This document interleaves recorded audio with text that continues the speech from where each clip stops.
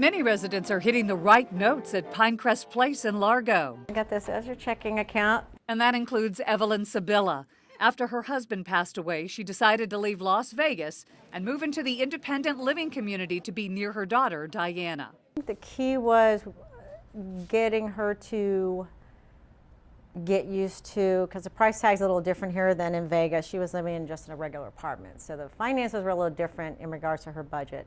But once she understood that and realized it's all inclusive, unlike where she was before, I think the decision was a little bit easier. Besides finding the right place to live, another task for Diana and her siblings was making sure they knew as much as they could when it came to their mom's finances. We did look at what income she was getting, her Social Security, and if there were any benefits through my father being in the military.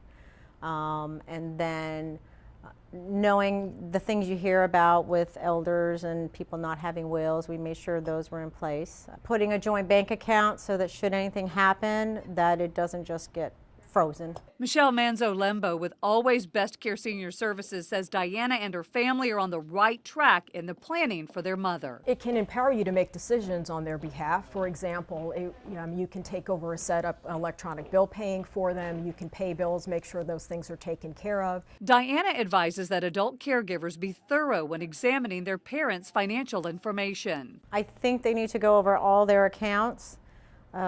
Because not ever knowing what could happen day to day, you don't want any of those to be frozen so that they can't access their funds if needed for a major complication. And Evelyn says when it comes to planning for your financial future, You have to start early. We were in our 60s, I think, when we retired. I would recommend them starting earlier than that.